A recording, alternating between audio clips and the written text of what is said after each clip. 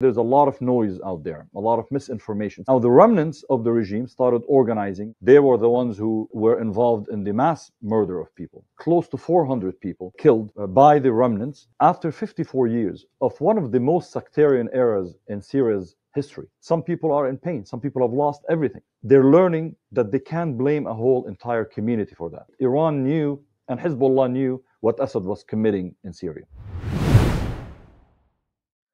Assalamu alaikum. Now, before we begin, I'd like to ask all viewers who cherish this podcast and wish to see it continue and expand to support us by making a monthly contribution. With as little as £10 a month, we can develop this podcast into a multi-host, multi-country media project. Simply head over to thinkingmuslim.com/membership and inshallah ta'ala become a member. May Allah subhanahu wa ta'ala accept your contributions. There has been what can only be described as an intense disinformation campaign in recent days regarding Syria.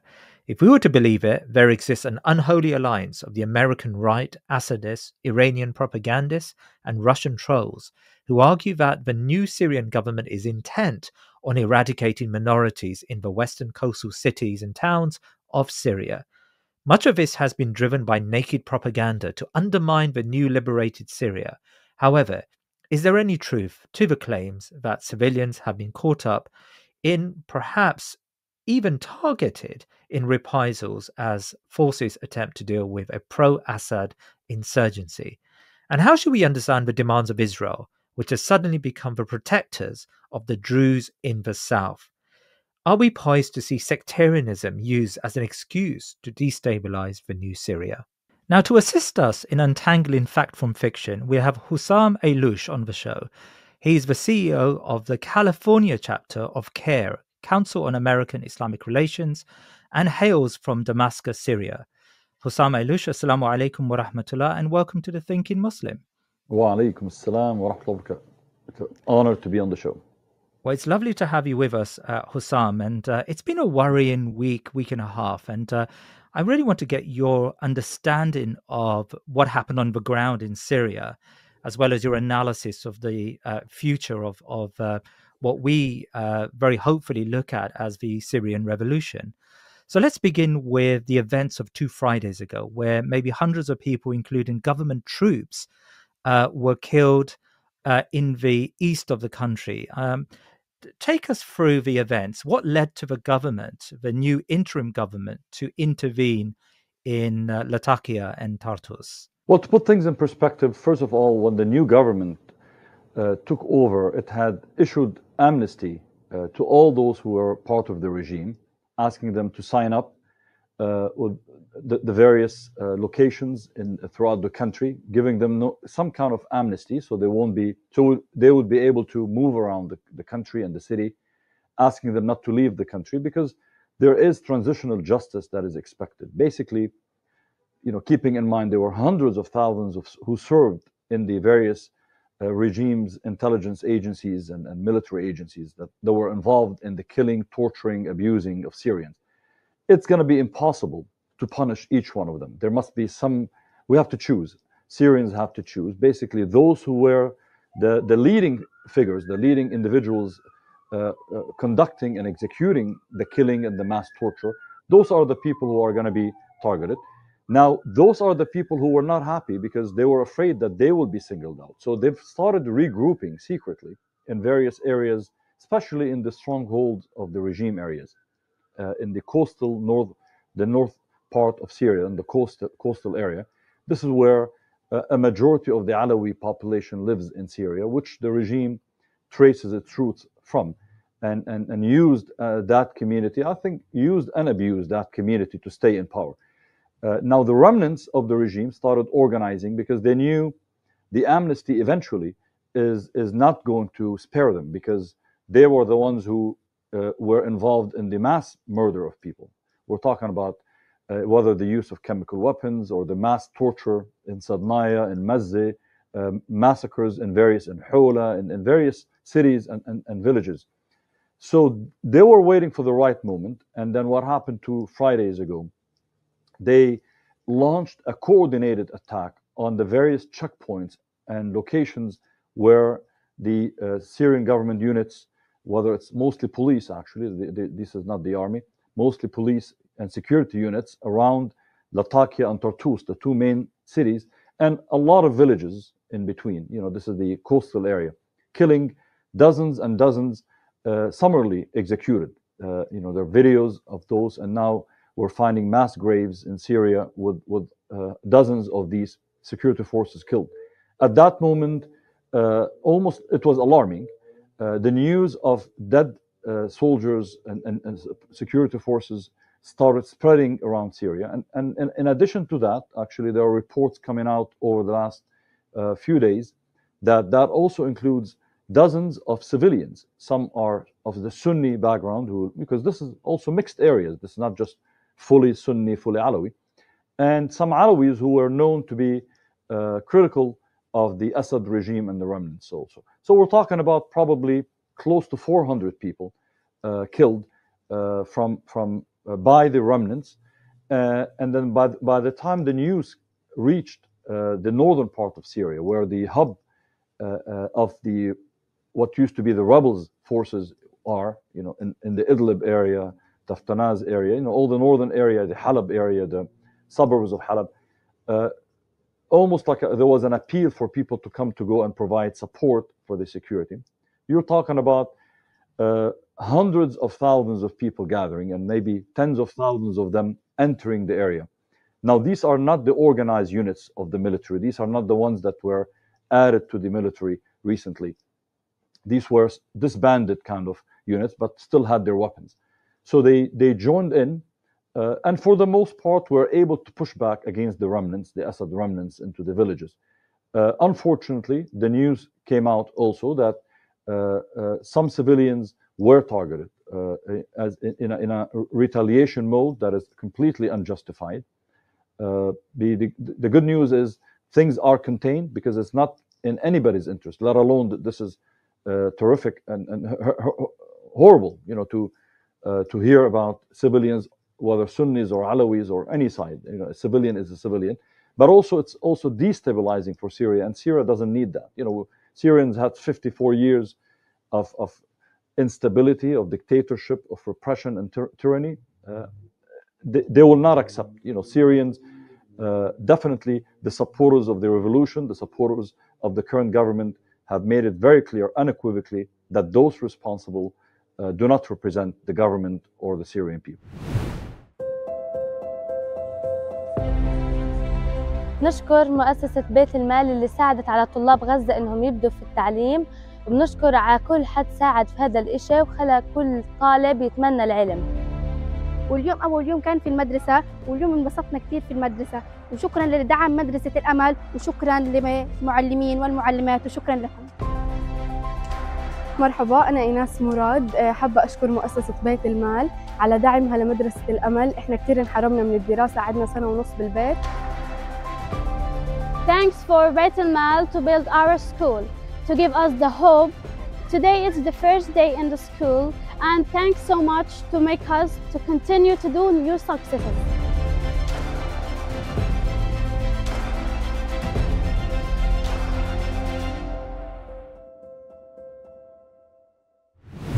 Hussam, how do we untangle fact from fiction here? You talk about a consortium of rebel groups who came to the aid of the revolution, the aid of the government, and some of these groups indulged in or were involved with summary executions, but we also know that the internet is awash with claims of mass executions. Many of these claims come from pro-Russian, pro-Iranian accounts. Some of them utilize even videos from the old Assad period of atrocities.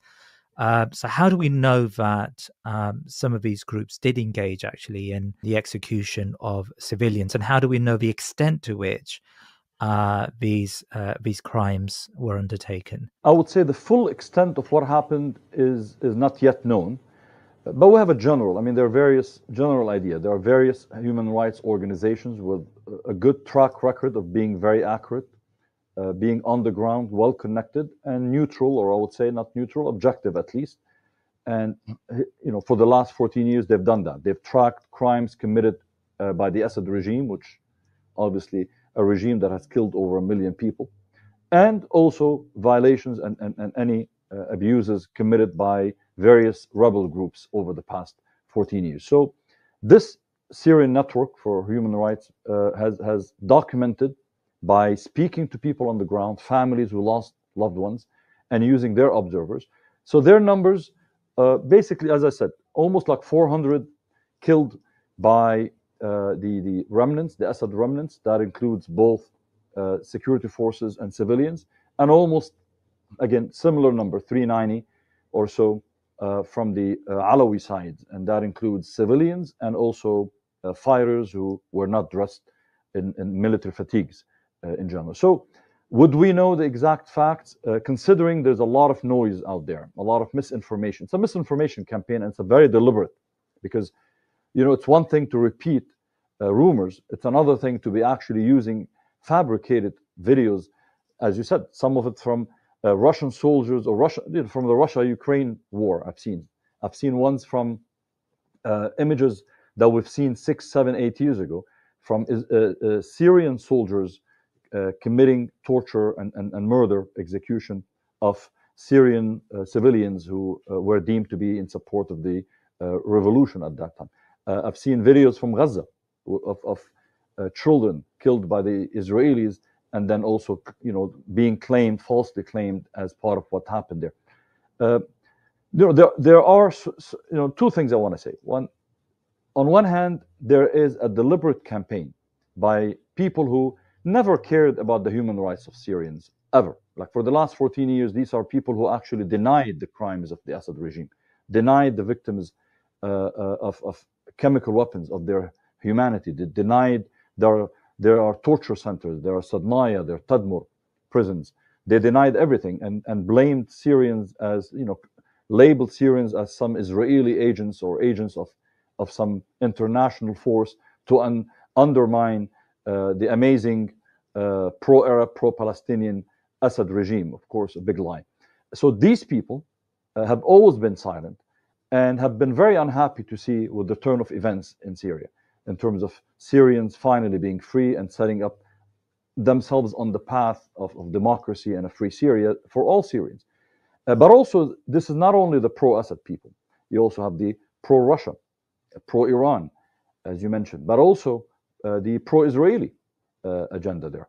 Even, the irony of things, pro-Israelis, pro-Iranians, activists are sharing exactly the same videos and the same claims at a time when Syria needs actually people helping with the stability. So that is one thing to keep in mind. The second thing to keep in mind also is whether it's 1 or 200 or 250, it's not acceptable. And let's make it clear, the Syrian government itself, the interim president, Mr. Al-Sharaa himself, has admitted that violations, abuses were committed, and has committed to establishing a committee made up of trusted people in Syria with human rights understanding that will track, will assess what happened, will interview people on the ground, and has committed to holding people who are responsible for that accountable for it. Whether it's the remnants who are being tracked down as we speak, because they continue with their attacks on the current government sites and checkpoints, and creating fear even among the Alawite community by scaring them, by intimidating them, forbidding them from engaging with the government. The majority of people, as we've seen in videos and in meetings, they want to have peace. They want to move on. They understand this was a bad era, the Assad regime, and it's over now. Let's move on. The remnants still have a lot of their weapons, a lot of the money, and they know they will be held accountable. So they want to drag everybody into their own civil war. So with that, I'm confident that there is a consensus from the government, from people, that this should not happen, and those responsible should not be allowed to derail Syria's path to stability and democracy. Now, we've known for some time that the Achilles heel of the Ahmed al-Shara's government is the spectre of sectarianism. And in the West, there are many commentators who have jumped on the events of 2 Fridays back and argue that Ahmed al-Sharaa is really using this opportunity to expunge certain sectarian groups, in particular the Alawites, from sections of the country. How convinced are you that Ahmed al-Sharaa is anti-sectarian and indeed that his government forces were not behind any of these violations? Only Allah knows what's in people's heart. We can judge by what we hear, what we see on the ground. And everything we've seen and heard so far is very promising. It's promising, and also if we couple that and with the reality, the practicality of what is in the interest of Ahmed Sharaa's government and the future of Syria, everything would lead us towards a direction that sectarianism is not acceptable, is not good. So I would say a context to put there, because changing people's views is not going to be easy. The goal is to change practices, to set rules while people's views change. After 54 years of one of the most sectarian eras in Syria's history, where the Assad regime exploited his own community, the Alawi community, the Alawite community, by placing them almost exclusively in every high position in the army, in the military, in the intelligence, in the torture centers, and then pitting the various ethnicities and religious communities within Syria against each other by creating fear. That's how, divide and conquer, divide and rule. That was the Assad ability to rule for 50 years plus, 55 years almost, by making Christians afraid of Sunnis and telling the Alawis, if the Sunnis come to power, they're going to slaughter you, and telling the Druze and the Shias and so on and so forth. Syrians are waking up to the fact that this is not true. Syrians have lived together in harmony. Yeah, they have differences like any other place in the world. People have differences, even within the same family. Forget about the religious differences. It's normal. People adapt, adjust, and find ways to work on the common good. But after 54 years, I can tell you, many minds in Syria are poisoned now, out of fear, out of intimidation, or I would also say out of pain. If you're from Hama, where 40,000 people were killed by the Assad, the father, in 1982, for daring to challenge his regime or saying no, mostly in the most sectarian way. The massacre was committed in very sectarian ways, seeking people who are imams, religious, people, ladies in hijab, making sure as you were being tortured to know that the one who's killing you and torturing you is a Alawi, and so on. If you talk about villages, complete villages, where families were wiped out, kids were stabbed to death, in ways where the Assad regime used these, I would say, militiamen from his, not just the military, from the various Alawi towns. But the reality is, if you visit Alawi towns and areas in Syria, they're impoverished. They're struggling too, because the Assad regime wanted to keep them poor so he can exploit them and exploit their need. So I would say everybody is a victim. There's no debate. Over the past 54 years, the main victims of the Assad brutality had been the Sunnis of Syria. But I would also say other minorities paid a price, especially those brave ones who dared stand up, especially among the Alawi community. So what I'm alluding to, what I'm saying is, yes, there are a lot of angry people. And we saw that happen 2 Fridays ago when people heard the news about their loved ones. Yes, the overwhelming majority did not break rules, did not commit murder, did not commit violations. But all it takes is a dozen people committing to do that to get things out of hand. Fortunately, this time it was contained, and I hope by going through some reconciliation process in Syria, where Syrians get to know each other again, not as religious or ethnic minorities, but as people sharing a land and a history and a future together. From what I'm seeing on social media, what I'm hearing on the ground from people, it's actually very promising. I think Syrians want to put this era behind them. Sunnis, they want to see and meet with other segments of Syria, because many of them were part of that revolution's success and victory. It wasn't the majority of the victims were Sunnis, no debate. Almost all people who were refugees and living in tents were Sunnis. And I don't say that to be sectarian, but I say that to say it's going to be harder. You know, it's going to take some work. I want to be realistic. Some people are in pain. Some people have lost everything, loved ones, property, and they know who did that to them, but they're learning that they can't blame a whole entire community for that. They are bad people. They were Sunnis who served the regime. They are Sunnis. The Mufti of Syria, Hussam, was the one issuing fatwas for the regime to drop barrel bombs on people and making comments about Assad's militias, you know, praising them and all of that. And there were others, you know, not going to get into names, but there were many Sunnis, Christians, Druze, who were part of the regime.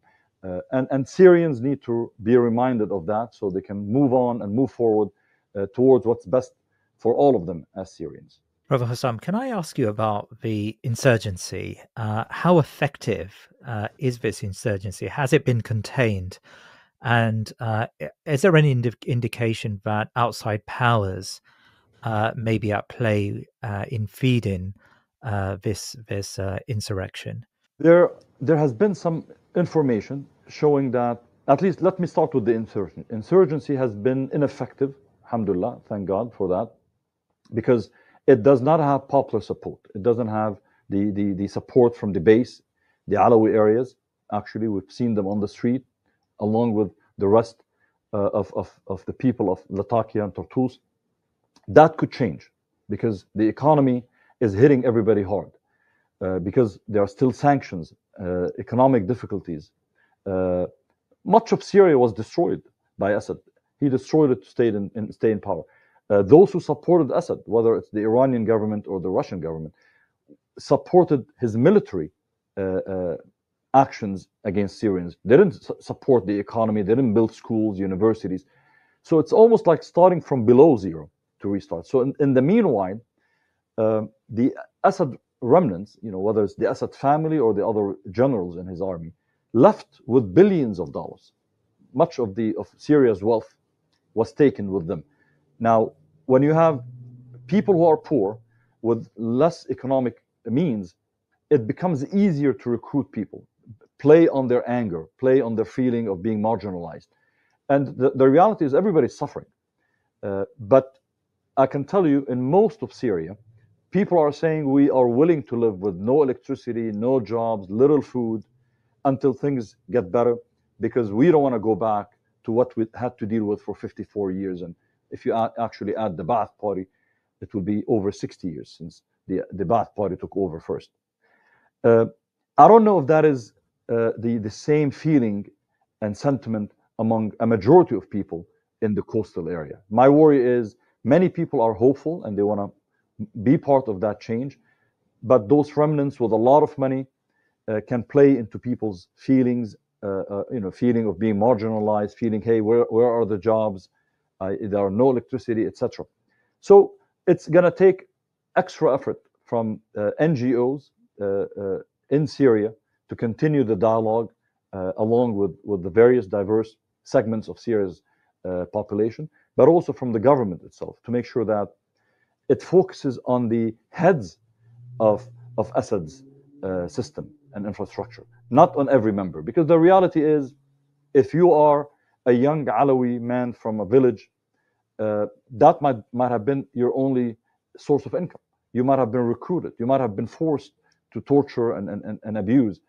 I feel reconciliation is going to require focusing on the heads of the abuse and the murder, not on the lay people who just were used for that killing. So I hope Iran rethinks its policy in the region.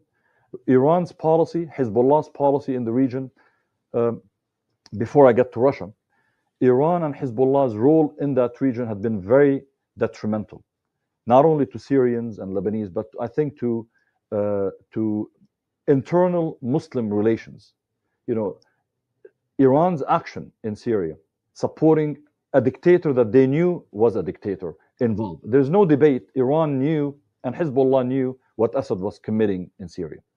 But they decided to go with the political expediency of keeping an ally and a friend in power while knowing he was acting like the Shah that the Iranian revolution overthrew because of his repression. That hypocrisy, in my opinion, fueled sectarianism in the region in a way we haven't seen in decades. And it's going to take a long time to fix that problem. And honestly, it will begin with the Iranian government issuing an apology to the Syrian people. And I mean it. I don't say it as like it's about subduing or humiliating. But if they are sincere in seeing stability in the region, because as we watch what happened, with the conflict with Israel, no Muslim, no human being, no person with a fair mind would be celebrating or watching as Israel destroys villages in Lebanon and kills innocent people, whether they're Shias or others. Nobody celebrates. But I can tell you, the level of sympathy was at its lowest. Nobody celebrated or cheered for the crimes Israel is committing, because those are crimes regardless of the victim. But the sympathy that existed in 2011, in 2008, for example, when Israel attacked South Lebanon, the Syrian people welcomed people from the south of Lebanon in their own homes. There were no tents, no tent cities anywhere in Syria. Syrians felt it's a dishonor. It's a shame to have a tent in their own country. Said, you stay with us. And wallahi, I know people, Allah is my witness, I know people who went and lived with their family members, with their brothers or their parents, to clear their homes in Qusayr, in Zabadani areas, to have people from the south of Lebanon live in their homes until things settled down when Israel attacked. The sad part is these same areas, Zabadani, Madaya, Qusayr, were destroyed, and the people of those areas were slaughtered by Hezbollah militias in 2013 and 2014. So there's a lot of pain in that region. And I don't speak from a sectarian perspective. I speak from what I objectively see.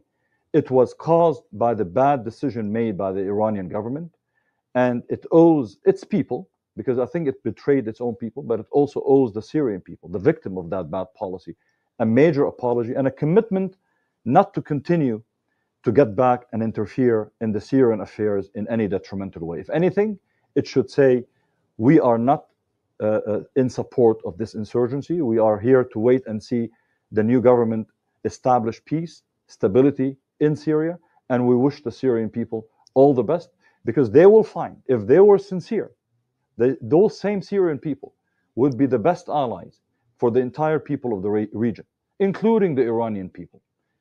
Because the Syrian people would always, for the majority, stand for what is right, for justice, because they're part of that region. They're not going to ever be against that region. Yeah, on that point of Iran, I mean, we've tackled Syria for the last few months, and for last year, in fact, we've had a number of shows on Syria, and Iran has come up as a particular challenge for the region and challenge for Syrians. Whenever we hold a show, and I think we'll find the same with today's conversation, a number of Iranians and those who are sympathetic to the Iranian position would argue that Iran's role has been exaggerated in Syria, its detrimental role, and Iran was fighting ISIS or Al-Qaeda, and Iran did not engage in the type of civilian slaughter that some claim they were indulging in. I mean, how credible do you think that argument is? Because I think in the Iranian population at large, there is this very clear understanding that Iran played a benign role really in Syria. I would say the Assad regime would have fallen in 2012, within a year from the revolution, without people on the ground, militias funded, armed, supplied by Iran,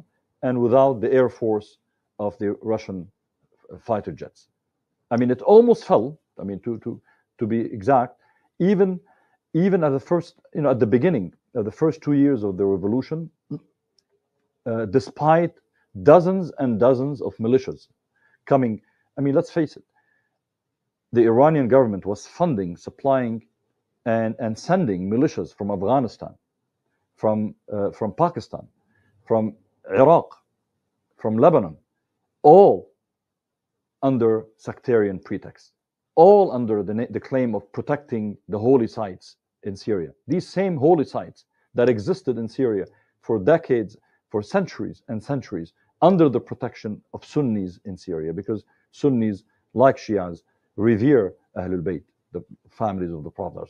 They wouldn't. Yes, there are divisions and they will happen, but the problem is that political division. It's an excuse. Iran needed to find an excuse to protect its ally, its man in Syria, because it wanted to protect the route for its influence, weapon transport routes to Hezbollah all the way to the Mediterranean. There are a lot of, politically, it's clear why Iran would do that, and one wouldn't be surprised when it's done by Russia, when it's done by Western governments. But for a country to claim to be an Islamic state, to be driven by Islamic values, that's where the hypocrisy. That's why Syrians, and I think many Muslims, were harsher in their critique of Iran than Russia, although Russia was heavily involved in the mass murder, because Russia used the scorched earth policy, dropping missiles and all sorts of deadly weapons from the air. Russia didn't have fighters on the ground, very little, a Chechen unit, that the pro-Russia, the pro-Putin Chechen unit that they brought in to keep peace, quote unquote. Their killing was done on air. The massacre on the ground was done mostly by the militias funded by Iran. And if anybody has a debate, is debating what happened, I would suggest they talk to Syrians who have lost loved ones at the hands of Hezbollah, at the hands of some of these militias coming from Iraq, the Hashd al-Sha'bi's militias, and under various names. Dozens, I'm talking about, of these groups, well known, and it's not secret. The reality is, on their own website, they were bragging and boasting about sending their fighters to be in Syria, and they claim to be were fighting ISIS and Al-Qaeda. The reality is, they were involved way before Al-Qaeda or ISIS had any role in Syria, or any major role, to be exact. Their attacks, much of their attacks were on what's known the Syrian rebel groups, the Free Syrian Army, the Jund al-Sham, all the various groups that are part of the rebels, not part of Al-Qaeda or ISIS. Yes, and the reality is, as the sectarian role of these militias grew, unfortunately, it became easier for extremist groups like ISIS and Al-Qaeda to recruit people, because now they're saying, look, this is a war about your own identity. They want to kill you because you're Sunni. This is no longer about Syria's freedom and so on. So they gained some ground, but the reality is, much of the clashes that these militias had were not with ISIS. ISIS, probably 85% of its clashes were against Syrian rebels, and maybe 90% of their victims were actually Sunnis from these Sunni villages and rebel groups. Because, again, I don't want to get into conspiracy theory. It could be one of two things. Either ISIS is so extreme, and we know they are, and brutal, that in their mind, we can never succeed until we clean our own ranks, quote unquote, as they would say. Or actually, they were serving bigger agendas, Iranian agenda, Syrian government agenda, etc., by doing the bidding, by reconfirming the biggest myth and lie that the Assad regime was claiming. This is not our rebellion for freedom. These are terrorists, and we're only fighting and killing terrorists. So the ISIS, with their crimes and what they did, obviously served the Assad narrative. But ISIS was a tiny part of this whole conflict. Brutal, no debate. But in terms of the extent of the context of the conflict, time-wise and casualties, it was, by far, Assad has killed, 100 times more than, hundreds of times more people, more Syrians than ISIS ever did in its all brutality over the years it was in control of certain areas in Syria. When the genocide in Gaza began, I vowed we would never let those responsible get away with this. Silence was complicity in a world that wants us to remain placid, a world that wants us to be concerned more about our immediate lives and interests. The system buys our souls in return for acquiescence with their empire-building project. We at the Thinking Muslim set about changing the narrative, and in the process, with Allah's barakah, we galvanize our communities to confront these political elites and send them a clear message. In elections on both sides of the Atlantic, we brought communities together and led the way in countering their pernicious agenda. Such is the power of this new media. Our mission is simple. We want to build an alternative Muslim media, one that is rooted in faith, thinking, and enlightened activism. And we need your help to expand this sacred undertaking. Our plan is to turn the Thinking Muslim into a multi-show, multi-country media project. Please help us by becoming a member. For as little as £10 a month, you will have access to bonus shows, behind-the-scenes content, and Q&A with me and my guests. But most importantly, your contributions will make this voluntary project go to the next level and give you a share, inshallah ta'ala, in this reward. Now, I know the demands on our sadaqah are great. Please do consider becoming a member of the Thinking Muslim, or send us your one-off donations by going to thinkingmuslim.com/membership. Jazakallah khair, and may Allah subhanahu wa ta'ala accept from all of us. Can I ask you about Israel's role in the current crisis, but generally in destabilizing the Syrian revolution? Now, I've heard from a number of Western analysts that the Israelis are heavily lobbying Washington to keep sanctions on the government, the interim government, and the country in Syria. And recently there has been a war of words over the Druze population in the south of the country, and Israel has been mooting the idea of creating a buffer zone to protect, in inverted commas, the Druze. I just read earlier today that 100 Druze religious leaders visited Israel for the first time in many decades, visited one of the religious sites.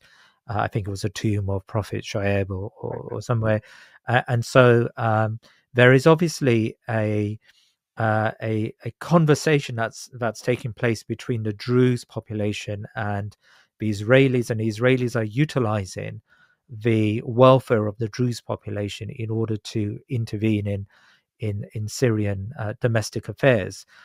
So I suppose my question is really about Israel's role. How do you analyze its role in the current crisis? It is no secret that Israel has been part of its policy, whether it's in action, what it supports, what it undermines, or what it lobbies in the US, is not to see a democracy in the Middle East. Because in their view, a democracy would elect people who are accountable to the views and the aspirations of the local people.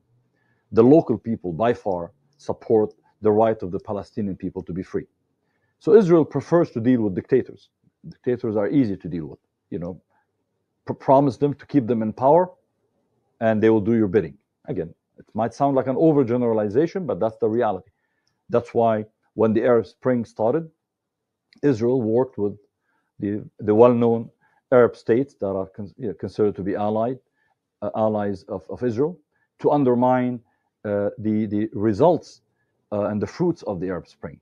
In Libya, in Egypt, overthrowing late President Mohammed Morsi, supporting the coup of Sisi, undermining the situation in Libya, funding and supporting General Haftar, because the democracy is a threat to Israel, because it has to deal now with people, it has to deal with realities, and it can no longer claim to be the only democracy in the region, right? It says Israel is the only democracy in the Middle East, so it doesn't help.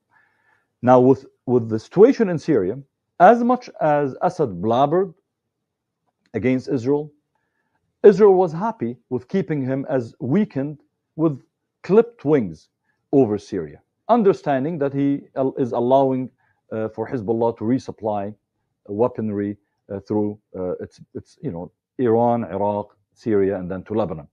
But that was a price for Israel willing to pay, because anyway it was constantly, almost on a weekly basis, targeting those supply lines, targeting Hezbollah intelligence agents there in Syria and Iraq, targeting Iranian officials, including the ambassador in Syria and Damascus, including the Revolutionary Guards, the Quds brigades leaders.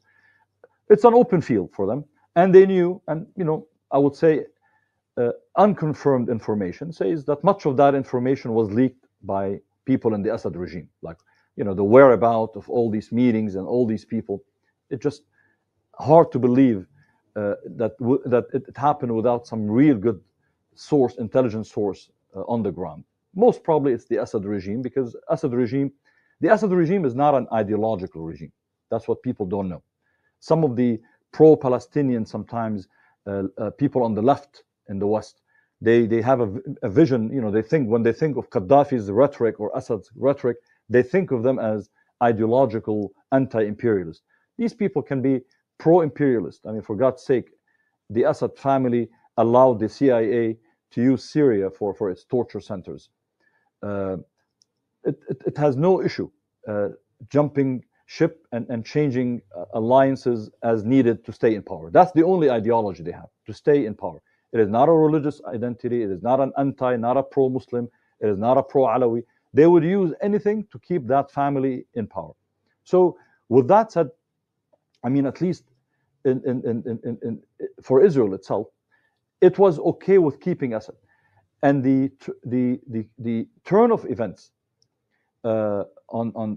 in late November till December 8th, when the Assad regime fell, took everybody by surprise. It's actually reported in Israeli newspapers that the Israeli cabinet had to have an emergency meeting, even on a Sabbath night, Friday night, just to decide what to do with the quick fall of the Assad regime at that time. And it was made clear through various comments and statements from various Israeli officials. They would like to see Syria divided into 4 regions. One in the north for the Alawis, like a mini state. One in the south for the Druze, where Israel was hoping it will create a special relationship to connect with the Druze in the occupied Golan Heights that Israel occupies illegally. And then one in the middle for the Sunnis, Sunni Arabs, and then one on the east side, northeast side for the Kurds. Alhamdulillah, thank God, those plans, or this plan at least, is not being realized as we speak. There's some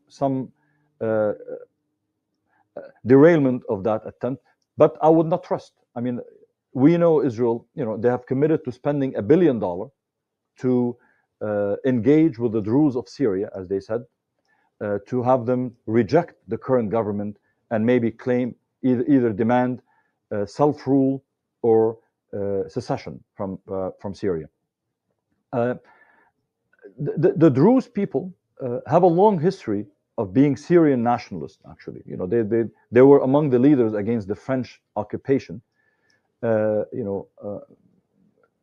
Sultan Basha al-Atrash, a very well-known Druze leader, was part of that revolution against the French occupation, the colonialists. Many of the members of the Druze community have made it clear in various statements on social media, within their NGOs, they reject Israel's interference in Syrian affairs, expressed their wish to be reunited with Syria. And I think there are talks happening now to prevent that, because they know even the leaders of the Druze community, even if those who might have some misgivings or concerns about the current government in Syria, how representative, how inclusive it's going to be, they also know they cannot rely on Israeli support forever. Israel would use and abuse any community.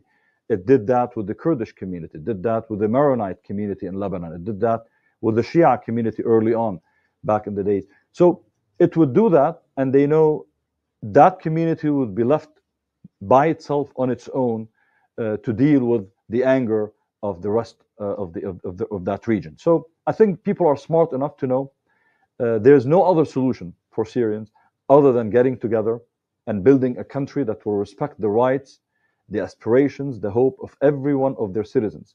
Yes, Syria is diverse. Yes, Syria has one majority and a lot of a smaller number minorities, but they're all citizens of that same country.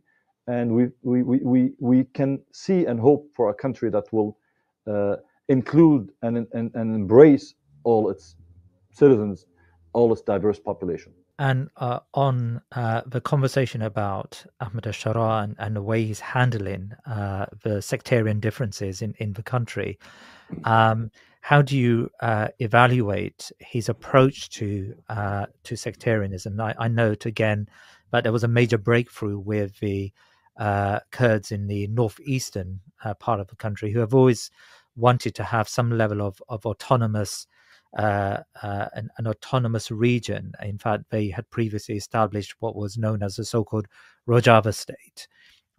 So there is a real attempt to bring them in and to integrate these various groups into the central Syrian state.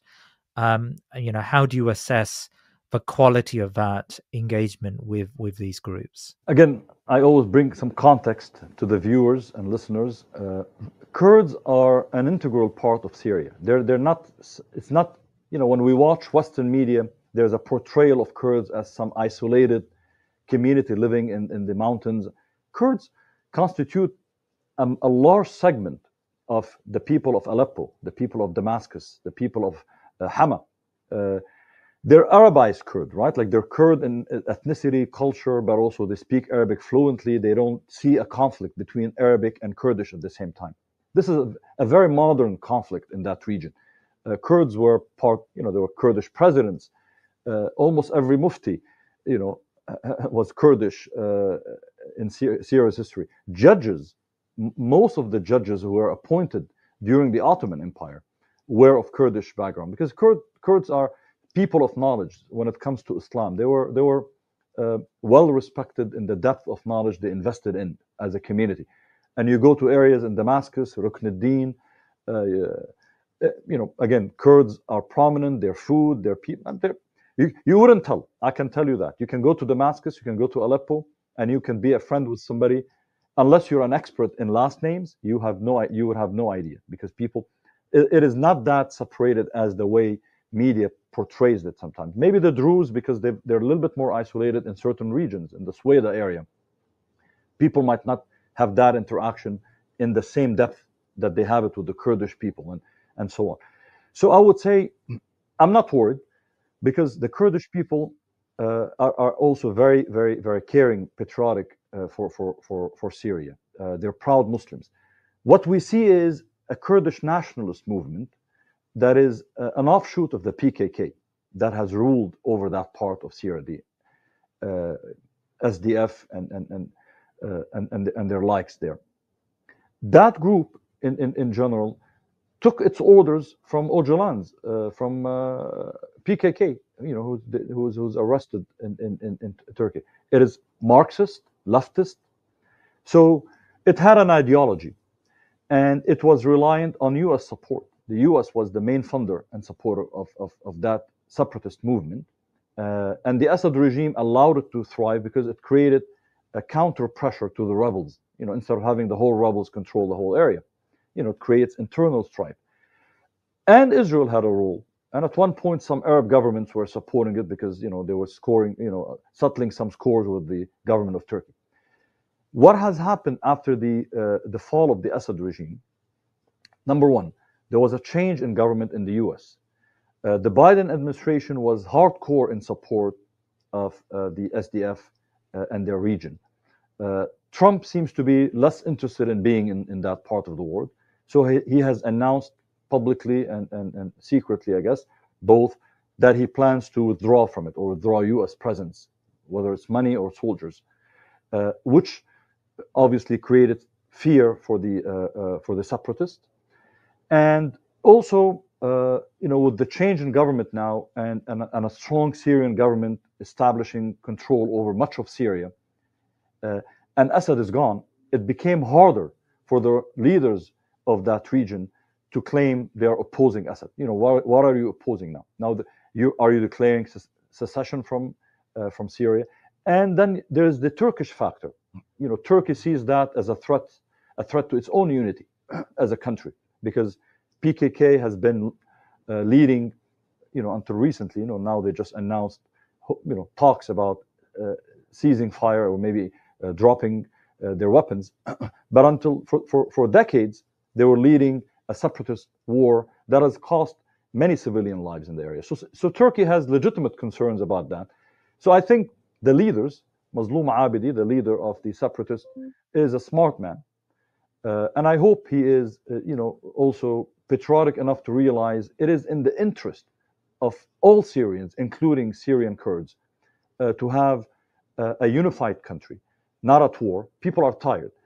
So I'm hopeful, actually. I mean, we heard the statement, we read the statement of agreement that was signed between both Mazloum Abidi and President Ahmed Shara. I'm hearing also there's some resistance in the separatist area, but I think the majority are and keeping in mind that area is not all Kurdish nationals. Actually, in some part of that controlled area by SDF is actually also Arabic ethnicities there. So it is a bit more complicated. I think a long war is very difficult, especially on the people of that region, including the separatist area. So I think it's in their interest, as well the interest of all of Syria, to be part of some government, maybe with some cultural rights protected. I don't know. Self-rule is going to be the case, I doubt, because it's very difficult. Again, it's not, you know, there are a couple of areas, Qamishli maybe, some cities and villages are predominantly Kurdish, but the rest is very mixed. It's going to be very difficult to have one dominate over the other. I think what Syria needs is to rid itself of Arab nationalism, which was a tool introduced by the Ba'ath Party to kind of create that repressive tool. And respect the diversity of Syria. Syrians appreciate the Arab culture that they have, because it is the culture. You know, you can be Kurdish, you can be Armenian, you can be Assyrian, and you speak Arabic, and you're proud of engaging in that language. But we don't want to see that being pushed in a form of nationalism that takes away the rights of other people. I think that is the legitimate concern Kurds have raised under the Assad regime, that their culture, their identity was under attack. They were denied their basic right. And I think Islamically leaning groups, which is, you know, who Al-Sharaa is and a lot of his allies, have less of this nationalism. And I think they have appreciation for the diversity of the region. They don't feel insecure when people say, I speak Kurdish, or the Turkmen people speak Turkish, or Armenians speak Armenian, or whoever wants to speak language of their choice. There's less, I think, insecurity about that. And I hope that leads to more, again, openness between those diverse communities. Inshallah. And one final question on Syria, the Trump presidency. Now, during the pre-inauguration period, Donald Trump sent out some signals on Syria early January when the rebellion took hold and fought successfully the Assad forces, that the US should stay out and should not be involved in the crisis. And we know historically he reduced troop numbers in the northeastern part of Syria, and he in effect favored Erdogan's message that America needs to wind down in the Middle East. And of course, the general policy of the Trump administration is to wind down in the Middle East and not to have entanglements. I found it, having said that, it's been very difficult to find a consistent policy of the Trump administration at this stage on Syria and a host of other issues in the Middle East. I mean, you are far more closely involved in monitoring the administration there. From your perspective, is there a Trump policy towards Syria that you can discern? I think the Trump administration has been busy with some domestic files, and obviously the dismantling of various agencies. That's a different story. but also with the Ukraine-Russia file, because that is a bigger one for the U.S. It's a financially more costly for the U.S. Plus, the various other issues. Trump's connections with Putin and campaign promises that he has made and so on, and then the clash that's developing and brewing between the U.S. and Europe in general. So that's taking a lot of his analysts, his cabinet's time. I don't think there is a crystallized policy yet for Syria or on Syria. However, these policies are not delivered by one man.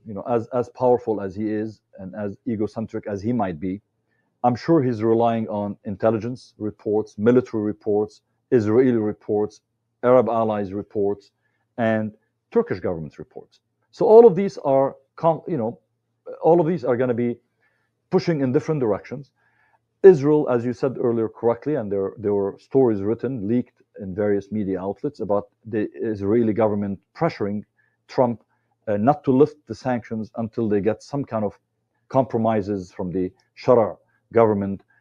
In basically, some of the talks is about accepting forced refugees from Gaza into Syria, maybe signing an agreement with a peace agreement with Israel that relinquishes Syria's control or sovereignty over the Golan Heights, for example, which I doubt will happen because the Syrian government is more in tune with the popular sentiment on the street, and I doubt they will do that.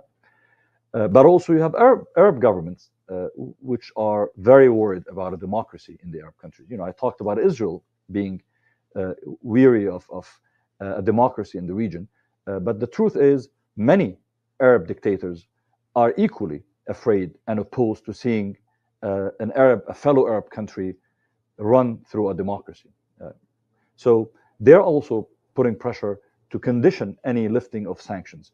But also, there's some kind of a bromance between Trump and President Erdogan that seems Trump admires some of the policies and has given him some leeway based on, seeing maybe him as a strong man in the region needed for the U.S., etc. The balancing act with Russia, NATO, whatever it is, the reason, it's a whole different discussion. Of course, Syria's border is the longest with Turkey, and the country with the most influence on Syria now is Turkey under the government of President Erdogan. So Turkey will have a say in terms of helping shape what happens next. And so far, between Turkey and Qatar, there has been a commitment to stabilize the process in Syria and establish a democratic process where there will be a parliament, a constitution, elections, and so on. Because stability, a stable, unified Syria geographically, is in the interest of Turkey, let alone some of the religious affinity that Turkey has with its border, with Syrians in general, and all of that. But at least from a practical perspective, it is important for Turkey to see a stable Syria. So I think in the next few weeks, maybe a couple of months at most, we will see a crystallized Syrian policy for the U.S. in that region. I'm hoping, from what we're seeing and hearing, is that there is an interest in keeping Iran's influence out of Syria, because a weak Syria would invite again the interest, Iran involvement and interference in Syria. So maybe they will find some kind of common interest between Ahmed Al-Sharaa and the West and the Arab governments, Turkey, because again he has been very careful. We have to give him credit. People change because you mentioned Ahmed Al-Sharaa earlier, and I'm not to divert from this question, but it is important. I would say as a Syrian American activist, as a human rights activist, I criticized Ahmed Al-Sharaa when he was part of Jabhat al-Nusra, openly criticized, because that's not the future for Syria. That's not the good future for the region, And then when he shifted from that and clashed with them and went on with forming Hay'at al-Tahrir al-Sham, with a toned down approach and more inclusive, and the way they operated in Idlib area, these were positive moves and improvements that people noticed. And then you add to it what we've seen over the last 2 months, since December 8th in Syria, so maybe 3 months. Certainly, we see a person who's practical, maybe well-rooted in his faith, well-rooted in his ideology, and that is fine. You can deal with ideological people as long as they're pragmatic enough to understand, there are more people and other people than you. And so far, I'll have to give him credit. He has played it well, looking for the interest of Syria and Syrians, understanding that a wrong act on from his end, from his side, would invite again the return, if not the Assad regime, of another regime from one of those former military people. So he understands that he's not gonna get everything that he had hoped for maybe 5-10 years ago when he was a younger man. As you get older, we all change. We all learn life is not fully black and white. There's a lot of gray area. There are a lot of people who are good people who might be differently ideologically than you, but you can come to a common ground where we respect together, prosperity, growth, progress for the country, stability, elections. Sometimes you win, sometimes you lose. That, it seems, is the direction of Syria, and I hope it continues to be that way. That's a very positive note to end this section on. I just want to turn for the remainder of the show, Hussam Ayloush, to a domestic story that has been brewing for a number of days, and that's really the fate of the American Muslim student Mahmoud Khalil, who has been detained by border force, by ICE police agents or ICE agents, and there is every sign that the Trump presidency, that the administration wants to remove him from the country. Now, I really want your comment on this, but also the broader, your broader point or your broader answer to this niggling question that I've had for some time. Whenever I interview American Muslims, they've always said that we have a constitution here in America, and that constitution safeguards us from the types of intrusions that you guys in Europe are very much used to. But it just seems to me that the constitution matters very little, or at least at this stage, to the lives of Muslim activists, in particular Palestinian Muslim activists. And I know it's not just the Trump administration, of course. Even the Biden administration were very harsh towards protests and protesters on university campuses. So just comment on Mahmoud Khalil, please, for me. Sure. I mean, certainly I would say this is probably one of the most serious assaults on our Constitution, on the First Amendment, the Free Speech Amendment, since 9/11. After 9/11, we saw a turn into that direction where freedoms were being restrained and constrained and attacked. With the push of the Patriot Act, people's ability to express themselves, their political views, were being under threat.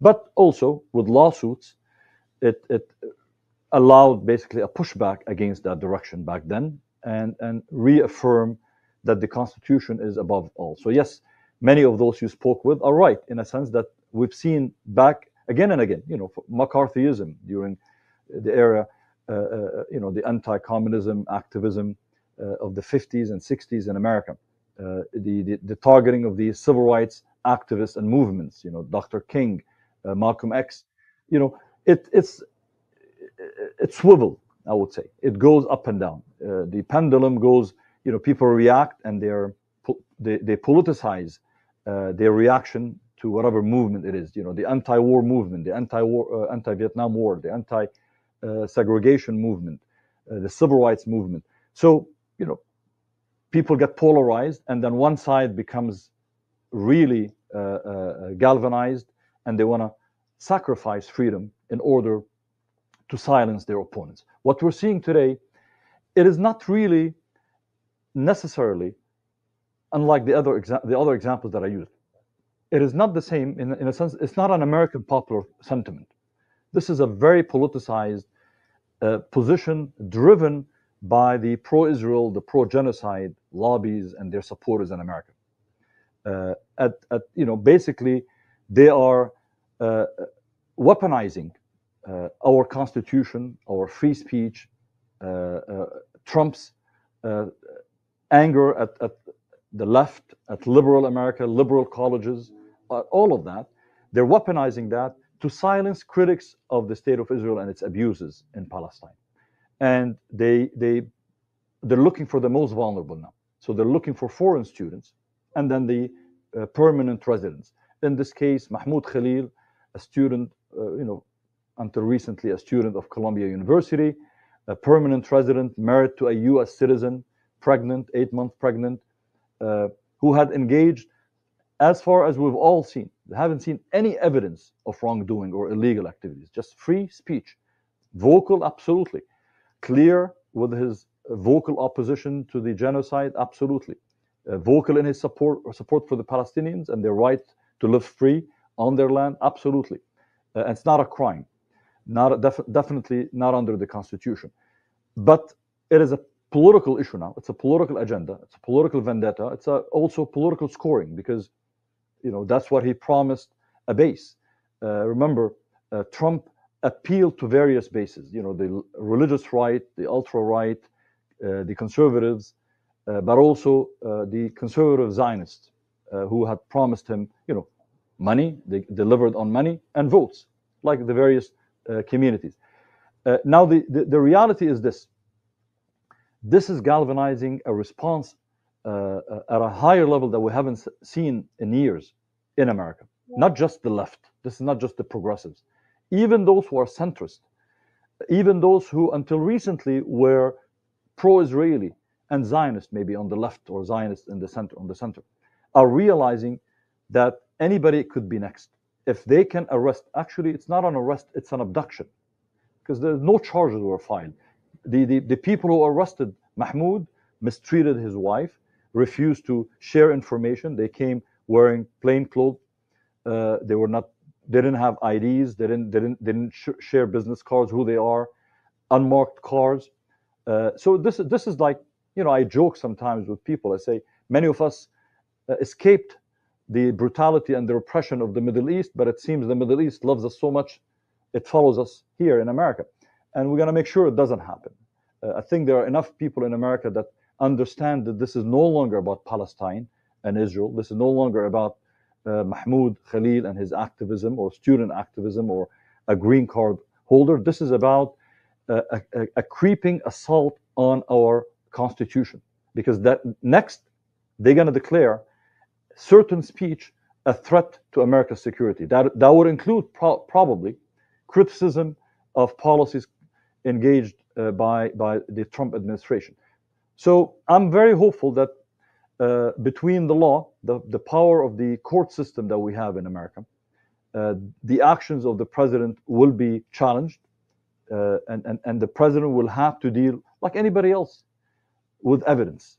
It's not about I feel, I hate, it's going to be about evidence, proving any illegal actions by Mahmoud, which they have not introduced and probably does not even exist, and allowing the accused to defend themselves.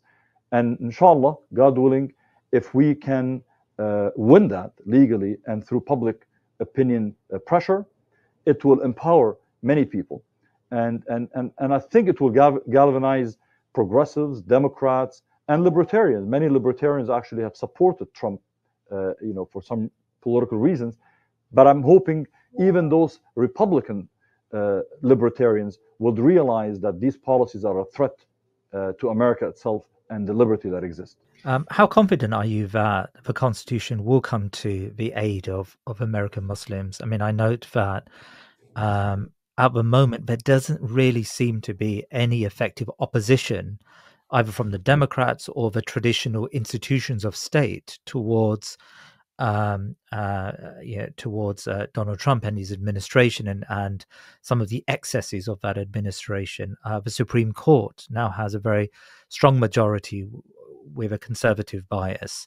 Donald Trump, in effect, has a majority in the House and Senate. I appreciate that it's much more difficult to get laws passed because of the 2/3 majority in the Senate, but nevertheless there is a very strong force now in favor of or bias in favor of Donald Trump. I mean, are we going to see, as you just quite rightly said, an Arab regime style government in the United States? Personally, I don't think it's going to happen. I think we're going to face some setbacks. Yes, we're going to lose a couple of battles, but those battles, remember, Trump is waging war on many levels and many fronts, on many fronts, not just free speech, but also against education, against, even with the economy,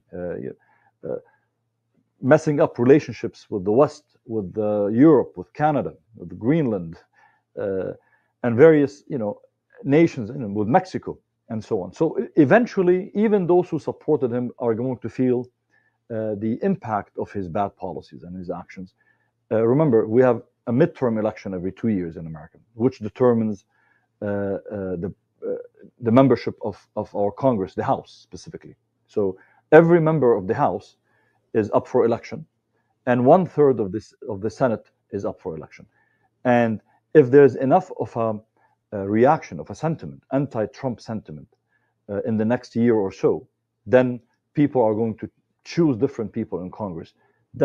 And we're not talking about landslide, but enough of few makeup of the seats that it will deprive him from his majority, will make it very difficult for him to get things done at that point, and then will create a bigger resistance to his policies.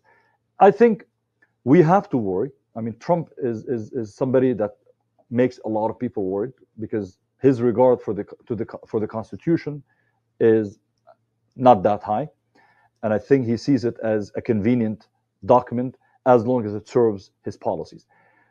But I still believe in our system. I think the opposition to Trump is still in shock from the loss of the November loss, and there's still some reassessment of what caused this loss. The reality is, Democrats are doing their soul searching today to recognize, and they have yet to admit that publicly, but I can tell you the grassroots, the rank and file recognizes it is the stubbornness of the establishment within the Democratic Party that led to Trump winning. It led so many Democrats and voters to abstain and not vote for this election because they were fed up with the way the campaign was conducting its campaigns with Kamala Harris, and especially on many issues, but specifically, there's no debate. 1/3 of the people who didn't vote in that election, while they voted 4 years ago, are people who said they didn't vote because of the way the Harris campaign behaved on the issue of Palestine and Gaza, the genocide in Gaza. So, I know it's a little bit different, but what I'm saying is, after the shock, people are now realizing that, okay, now we need to regroup. So you have immigrants' rights groups, civil rights groups, labor. You have groups representing various minorities who at one point thought maybe, we couldn't tell who is the lesser of two evil, and maybe we still didn't know who is the lesser of two evil, but that's behind us today. Like at this point, we certainly have someone who is endangering the well-being of America and the Constitution, and if we lose that, then we lose everything. So I don't want to be an alarmist. Yes, I think there will be some setbacks because the opposition is not organized, but I think it is organizing as we speak because they realize everything is at stake, and everybody could become a potential target of these repressive policies from the Trump administration. Hussam Ayloush, Jazakallah khair. Thank you so much for your time today. Well, yeah. My pleasure. Thank you very much for giving me the opportunity. Lovely. Thank you so much. Please remember to subscribe to our social media and YouTube channels and head over to our website thinkingmuslim.com to sign up to my weekly newsletter. Jazakallah khair.